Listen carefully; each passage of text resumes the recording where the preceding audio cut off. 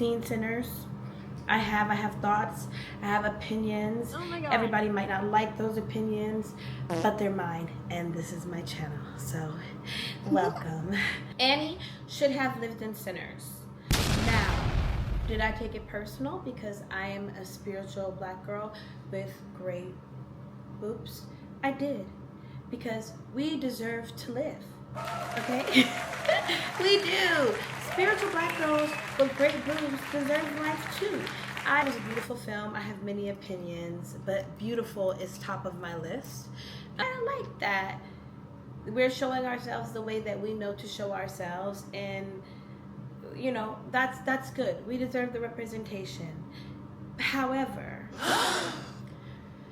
I dislike the trope of the curvy, usually brown skin or darker, black girl saving everybody.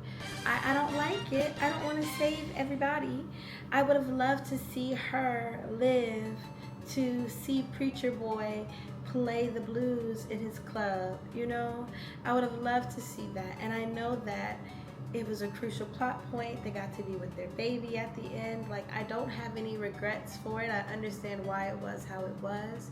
However, I took it personally as a spiritual black girl. And I don't know, I'm not into that. I'm really into a bad girl lately. Even with some of the music that I'm making, I'm very into self-liberation, and I'm very into unexpected twist where women get to make all types of decisions, not just the decisions that are in the interest of everyone else. And I get it that it was her personal choice. You know, I get that she said, if they come for me, take me out of here. And I get that he respected her wishes. However, just me personally, I would have loved to see Annie live. And that's my Sinners take. That's my take on Sinners. I wanted to see Annie live. Being seen in progress is probably one of my scariest things. I'm someone that really loves a finished product. I love when I've had time to refine. I love when I've had time to think about what it is that I want to share, and I don't take sharing lightly. And so for me, when I came to the realization that a lot of my blessings might be on the other side of simply showing up and being vulnerable enough to show up as I was, I made that my mission for 2025. And so far it's been going good. I do have nerves like everyone else, but I really think for me it has been wonderful in releasing shame. I realized at some point that shame was holding me back. Shame was keeping me from really taking those next steps that I needed, or that feeling of imposter syndrome, you're not good enough, or any of that, right? Maybe coming from earlier people in my life who, when I was open and raw enough to share my dreams with them, they tore them down, or they, even if they didn't mean to, planted some ulterior motive in my head, like, oh, you want to be an artist, you want to be a singer, you want to be a creative, well, maybe you should do this instead, maybe you should teach, maybe you should, you know, be a producer, maybe you should. And don't get me wrong, those are all things that in my journey I have done and continue to do.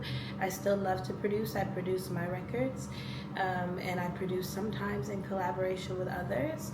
I still love to teach, especially music technology to black women and girls, because it's been such a liberatory thing for me to be able to empower myself with that knowledge as an artist.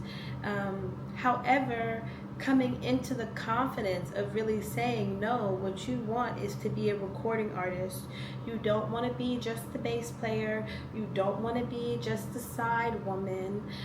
You want to be an artist, and to be seen in the process of becoming that artist is very raw and very vulnerable to me, but very important to me that I do. So that's one of the things that I'm most excited about on this channel, because whether it's sharing it with whomever it might inspire is one thing, but also I believe in myself. I know that I'm going to be successful, and so I want to be able to look back at this and say, girl, you really put your all into this. You look at you day one, and look at you day 10,000. Songs I have been listening to and loving lately. Okay, Melanie Fiona, Do That.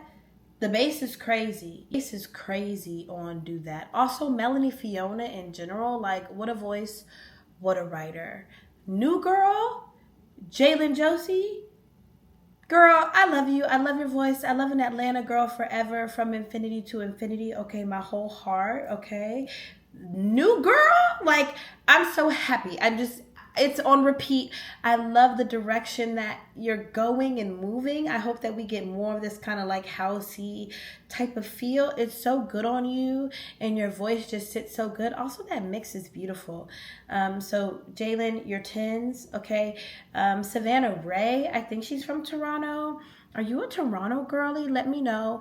9 Lives, I love it. It's very sexy. It's, you know, this got 9 lives, okay? Very much my vibes. I love a spooky, sultry, yummy, diva, goddess, sensual type beat, and that's what it's giving to me, Savannah, so love it.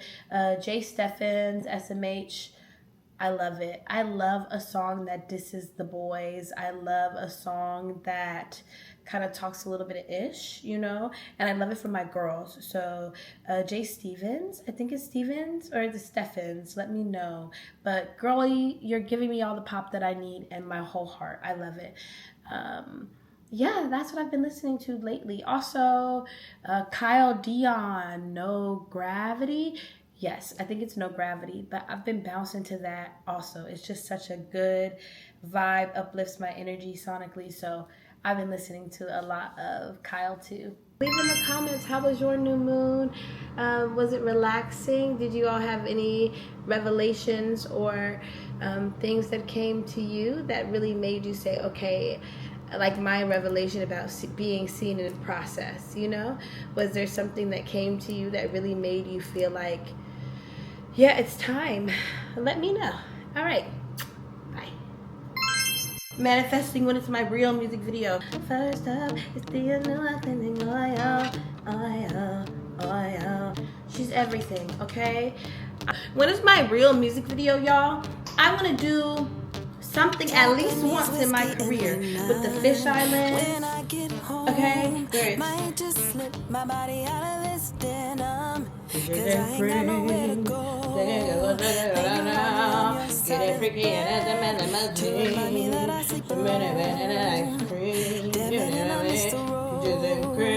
I'll drop it at the washing floor.